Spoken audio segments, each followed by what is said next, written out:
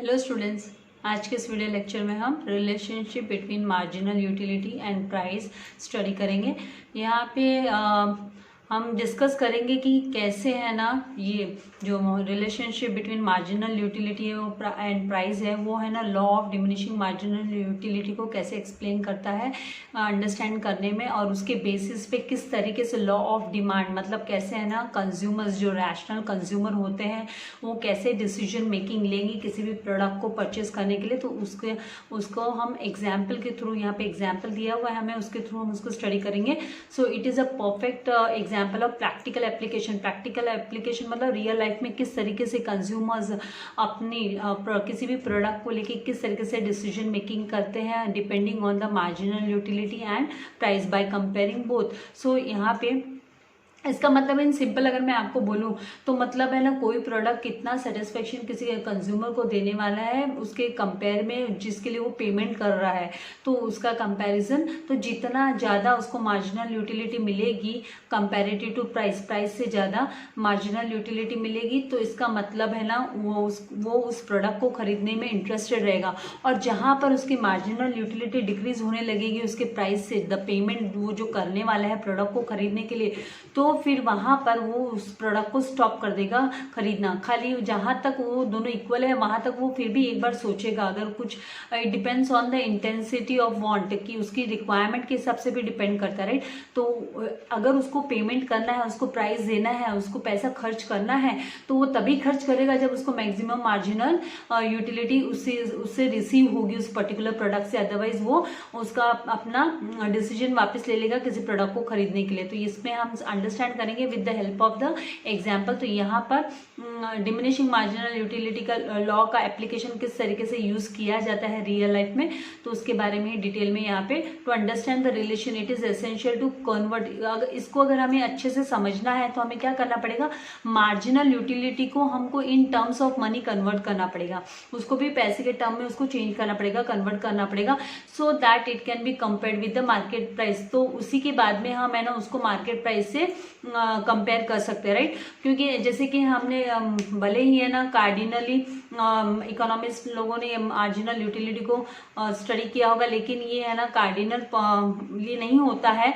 तो यहाँ पे हम इसको कन्वर्ट करेंगे मनी टर्म्स में, और फिर ताकि वो है ना इजीली हम समझ पाए। अदरवाइज किसी भी के भी सेटिस्फेक्शन लेवल को स्टडी करना मुश्किल है किसी भी पर्टिकुलर प्रोडक्ट के लिए, राइट। तो यहाँ पे let us assume that 1 unit of marginal utility, हम यहाँ पे मानेंगे, सपोज करेंगे कि एक यूनिट जो मार्जिनल यूटिलिटी के वो इक्विवेलेंट है, इक्वल टू है ₹10, 10 रुपए के बराबर है।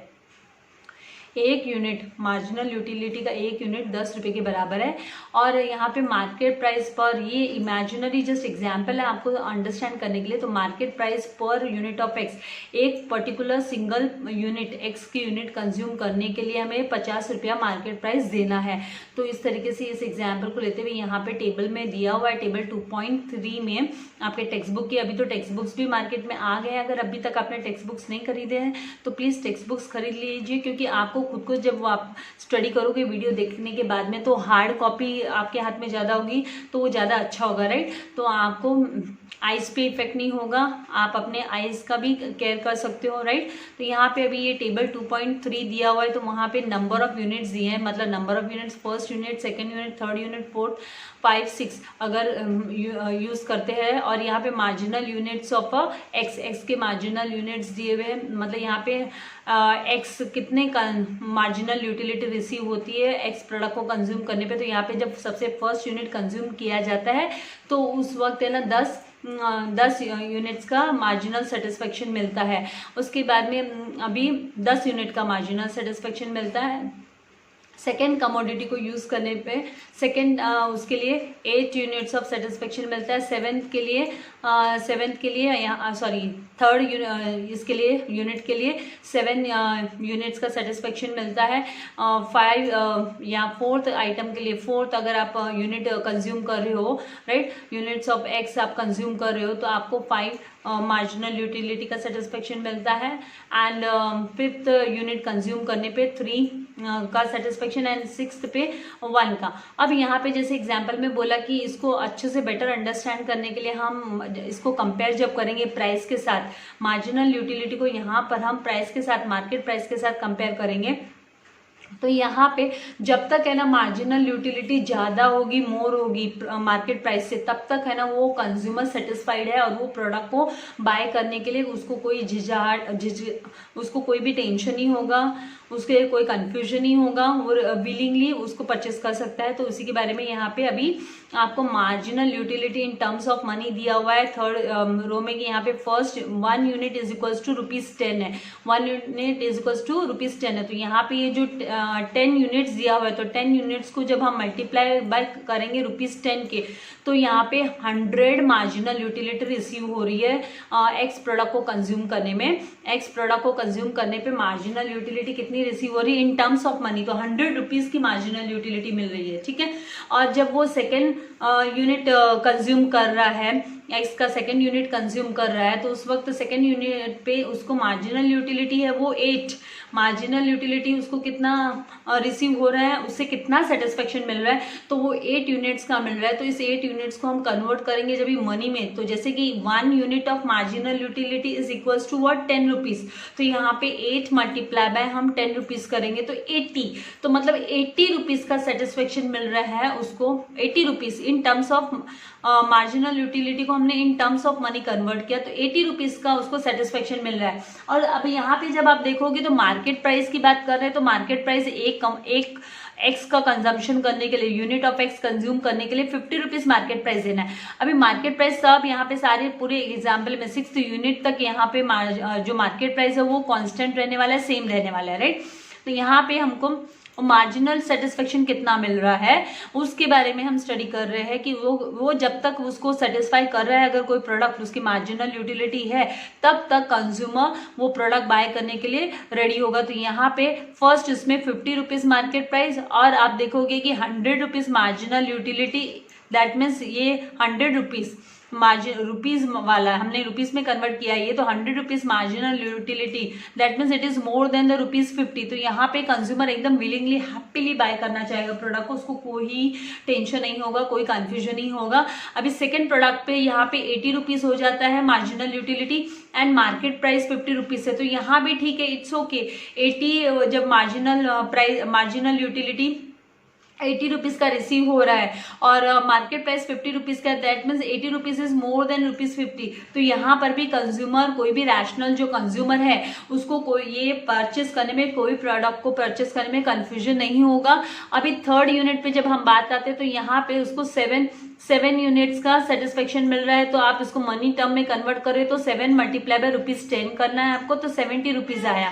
तो यहाँ पे भी कोई इश्यू नहीं है, क्योंकि यहाँ पे भी फिर आप चेक करोगे कि जो मार्केट प्राइस है वो कम ही है, मार्केट प्राइस कम ही है, और यहाँ पे marginal utility in terms of money जो रिसीव हो रही है वो ज्यादा है, तो देयर इज नो इश्यू, यहाँ पे कोई इश्यू नहीं है उस प्रोडक्ट को परचेस करने के लिए। मतलब 3rd तक, तो 1 2 3 टर्म्स तक, यहाँ पे आप 3rd यूनिट तक कंज्यूम करते हो, तब तक है ना मार्जिनल यूटिलिटी आपको है ना मोर दिखाई देगी कंपेरेटिव टू मार्केट प्राइस से, मार्केट प्राइस से ज्यादा दिखाई देगी। तो यहाँ पे कोई इश्यू नहीं है। तो इसको जब हम स्टडी करते तो ये हुआ ग्रेटर देन प्राइस हुआ मार्केट प्राइस, तो इसको इंट्रा मार्जिनल यूनिट्स कहा जाता है, इसको इंट्रा मार्जिनल यूनिट्स बोलते हैं इकोनॉमिक्स टर्म में, इंट्रा मार्जिनल यूनिट्स। अभी आप 4th यूनिट पे जब आप चेक करो तो 4th यूनिट पे 5 यूनिट्स का मार्जिनल यूटिलिटी रिसीव होता है, और जब मार्जिनल यूटिलिटी को हम मनी टर्म्स में कन्वर्ट करते हैं तो ₹5 मल्टीप्लाई बाय ₹10 होगा, तो ₹50 आया, राइट। तो ₹50 का मार्जिनल यूटिलिटी एंड ₹50 का ही मार्केट प्राइस है, तो यहाँ पे ये दोनों इक्वल हो जाते हैं, 50 marginal utility is equals to ₹50। तो यहाँ पर फिर वो है ना कंज्यूमर्स इक्विलिब्रियम कहा जाता है, इसको हम बोलते हैं मार्जिनल यूनिट। यहाँ पे इसको नेम जो दिया जाता है दैट इज मार्जिनल यूनिट हुआ। मार्जिनल यूनिट जो है वो, तो यहाँ पे इसको कंज्यूमर्स इक्विलिब्रियम बोलेंगे हम, कि कंज्यूमर का जो प्राइस मार्केट प्राइस है ये इक्वल है, तो यहाँ पे consumer's equilibrium economic term use किया गया है इसके लिए। व्हेनेवर जब भी marginal unit will be equals to the market price, जो मनी टर्म्स का मार्जिनल यूनिट है वो है ना मार्केट प्राइस के इक्वल होगा, तो उसको हम कंज्यूमर्स इक्विलिब्रियम बोलेंगे। देन यहाँ पे यहाँ पे फिफ्थ एंड सिक्स यूनिट आप देखोगे कि फिफ्थ में है ना 3 units of marginal utility and six उसमें 1 units of marginal utility.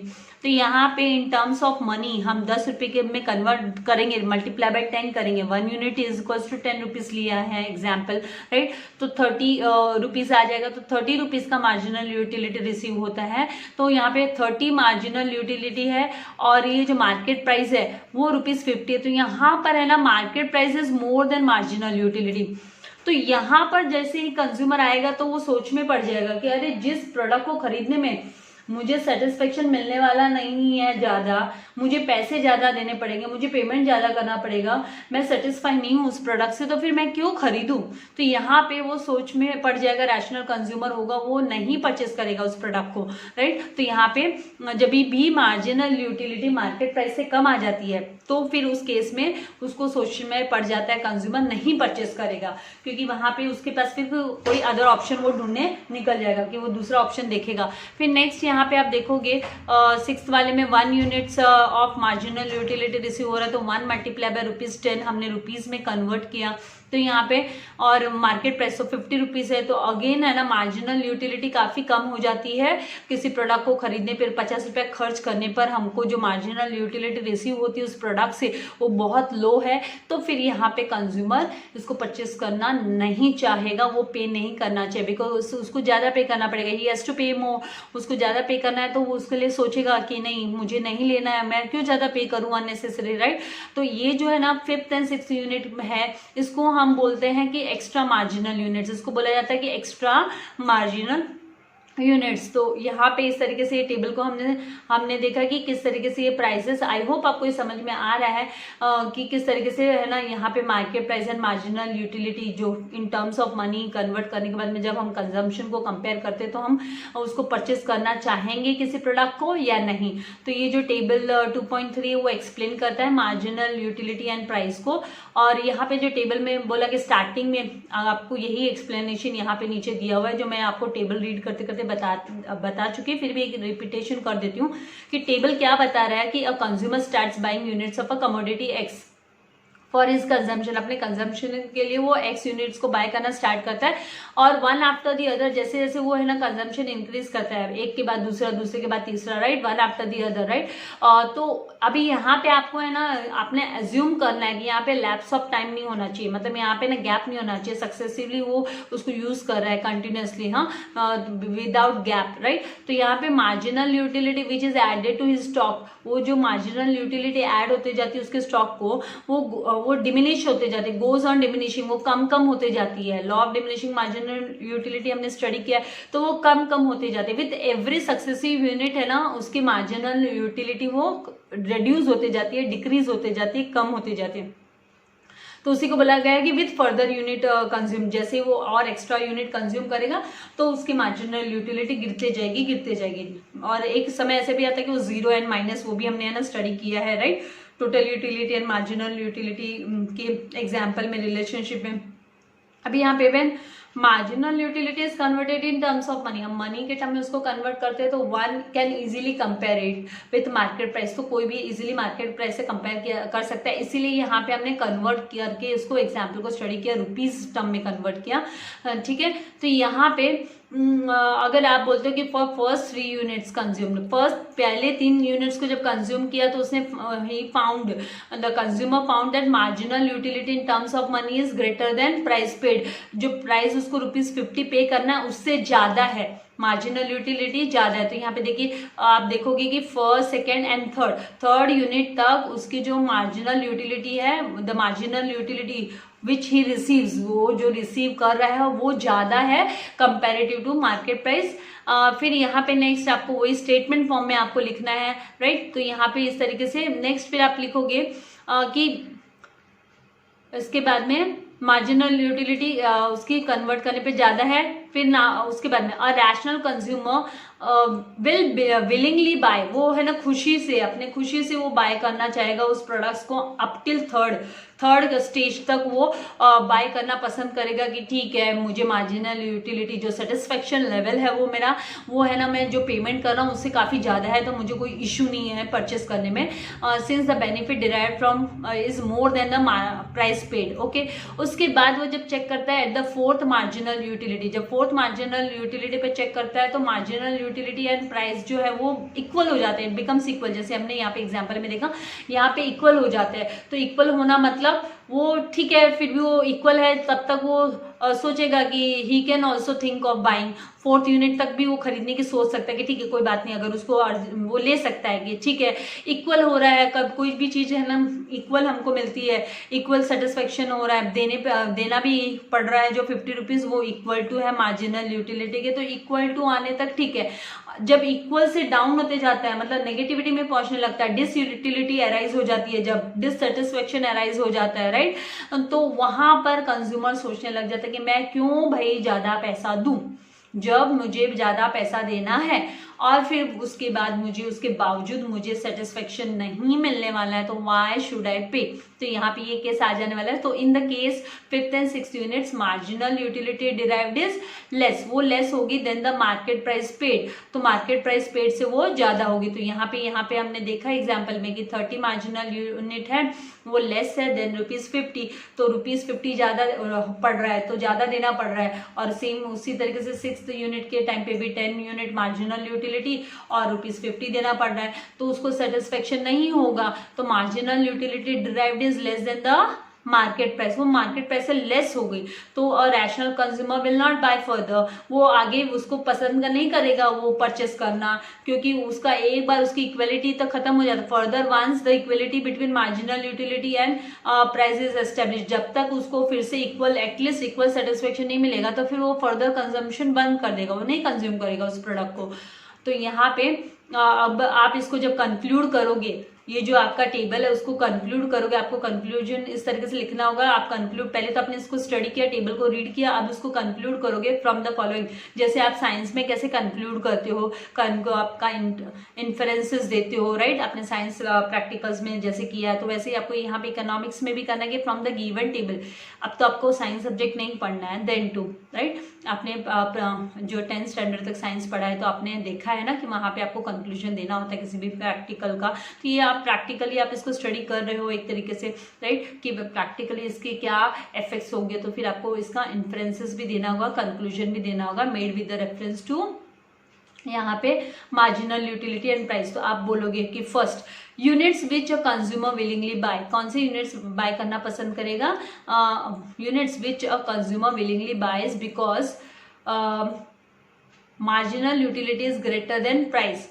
Marginal utility जब तक ग्रेटर देन प्राइस है तब तक वो यूनिट जो बाय कर रहा है तो उसको इंट्रा मार्जिनल यूनिट्स बोलेंगे, उसको क्या बोलेंगे, इंट्रा मार्जिनल यूनिट्स। और इसको जब सिंबॉलिकली आपको लिखना है तो marginal utility of X is greater then marginal utility of X is greater than price of x, okay, price of x, then here units at which marginal utility becomes equal, जहाँ पे है ना marginal utility equal हो जाती है with the market price, तो उसको हम marginal unit बोलते हैं। क्या बोलते हैं, what do we call marginal unit। ये आपको है ना fill in the blank में भी यूजफुल है, ये आपको true and false में भी आ सकता है, मैच में भी आ सकता है, राइट। तो marginal unit is equals to, आप बोल सकते हैं marginal unit को हम है ना जब इसमें ये फॉर्म में लिखते हैं, सिंबॉलिकल फॉर्म में लिखते हैं, तो हम इसको ऐसे भी एक्सप्रेस कर सकते हैं कि mu of x is equals to price of X, ठीक है, mu ऑफ X, marginal utility of X is equals to price of x.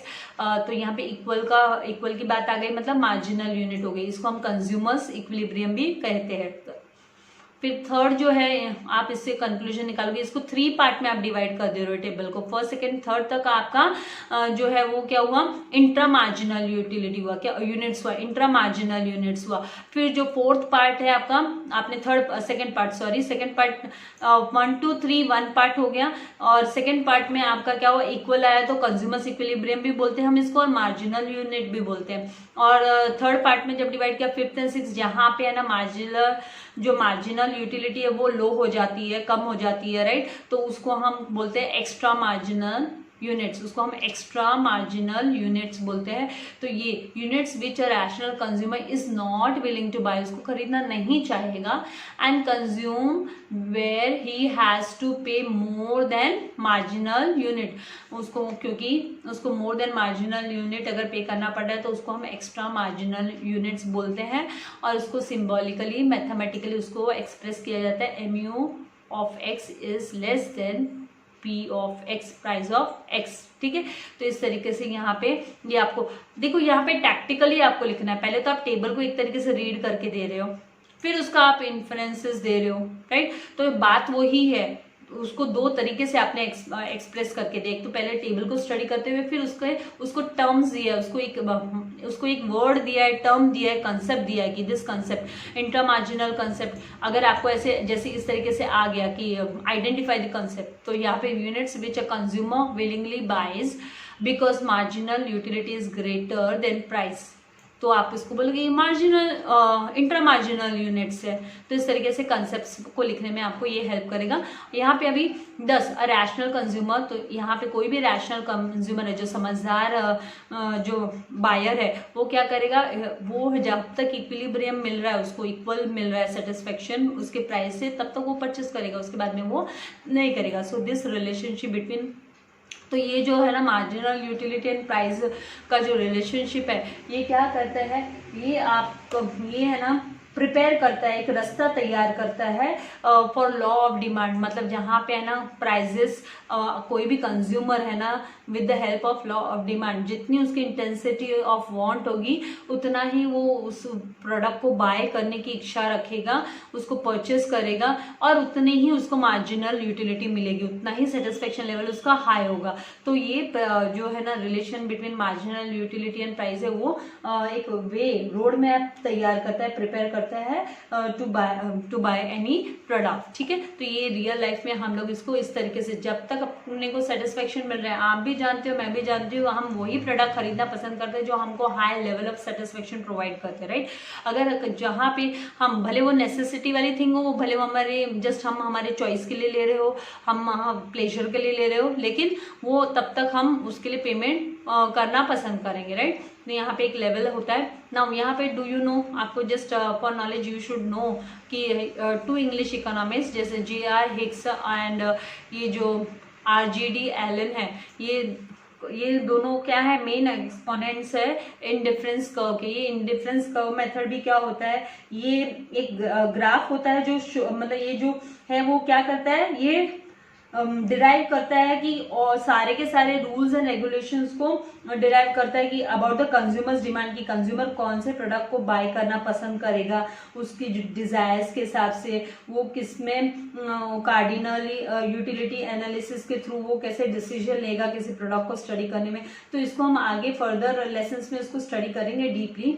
और यहाँ पे ये जो कॉन्सेप्ट है, ये जो किसने, J.R. हिक्स एंड इन्होंने R.G.D. एलन ने इसको आगे मेनली इसको एक्सप्लेन किया, लेकिन यहाँ पे प्रोफेसर जो अल्फ्रेड मार्शल है, ओके, इन्होंने भी इस कॉन्सेप्ट को इवॉल्व इन्होंने किया था। उसके बाद में इसमें जो रिवॉल्यूशन लाया, नया एडिशन किया, वो J.R. Hicks and R.G.D. Elon ने किया हुआ है। और यहाँ पे ये जो इंडिफरेंस कर्व है, जैसे मैंने आपको कहा कि ये अडॉप्ट किया जाता है कॉन्सेप्ट ऑफ ऑर्डिनल यूटिलिटी के लिए, जहाँ पे लेवल ऑफ सेटिस्फेक्शन हम स्टडी कर सकते हैं not number wise, right. Cardinally we can, यहाँ पे ऑर्डिनली हम स्टडी करते हैं कि कितना सेटिस्फेक्शन कौन से पॉइंट पे मिल रहा है। तो यहाँ पे an indifference curve is the locus point of indicating. Locus point मतलब जैसे हम ग्राफ को कैसे है ना पॉइंट्स को प्लॉट करके फिर हम है ना ग्राफ प्रिपेयर करते हैं, राइट। जैसे यहाँ पे अगर मैं आपको एग्जाम्पल के तौर पे बताऊं, तो यहाँ पे आप देखिए ये जो है ना वो लोकस पॉइंट्स है, ये जो है पॉइंट्स है वो लोकस पॉइंट्स है, ठीक है।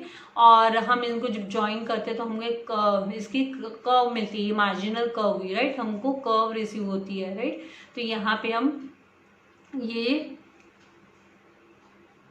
कॉम्बिनेशन, दो डिफरेंट गुड्स जो है ना आपको सेम लेवल का सेटिस्फेक्शन देते हैं, तो उसको स्टडी करने में यहाँ पे इंडिफरेंस कर्व है ना कंज्यूमर्स को हेल्प करती है कि ऑप्टिमल चॉइस के लिए कि उन्हें कौन सा प्रोडक्ट बाय करना चाहिए, क्योंकि जब उनको सेम लेवल ऑफ सेटिस्फेक्शन मिलेगा तो दे विल थिंक ऑफ कि which one to buy, right. तो कंज्यूमर्स को यहाँ पे उनके इनकम लेवल के हिसाब से बेस्ड ऑन देयर इनकम उनको कौन सा परचेस करना चाहिए वो उनको हेल्प करती है स्टडी करने में। यहाँ पे indifference curve as a result the indifferent, यहाँ पे indifferent to a particular combination that he consumes, मतलब कंज्यूमर को कौन सा प्रोडक्ट खरीदना है वो अपना रैशनली अपने हिसाब से अपने इनकम लेवल के हिसाब से वो परचेस कर सकता है। तो उसमें हेल्प कौन करता है, तो इंडिफरेंस मेथड हेल्प करता है कंज्यूमर्स को डिसीजन मेकिंग में। तो इस तरीके से आज के इस वीडियो लेक्चर में हमारे ये जो चैप्टर है वो खत्म हो गया, सेकेंड चैप्टर। इसकी एक्सरसाइज में नेक्स्ट वीडियो लेक्चर में अपलोड करूंगी आपके लिए। आई होप आपको कॉन्सेप्ट क्लियर हो गया। अगर आपको इस टॉपिक से रिलेटेड अगर कोई भी डाउट हो तो आप मुझे कमेंट बॉक्स में लिख सकते हो। अगर अभी तक आपने मेरे चैनल को सब्सक्राइब नहीं किया तो please do subscribe it and अपने फ्रेंड्स के साथ भी चैनल लिंक शेयर कीजिएगा। वीडियो लाइक करना मत भूलिएगा। Thank you very much. God bless you all dear students.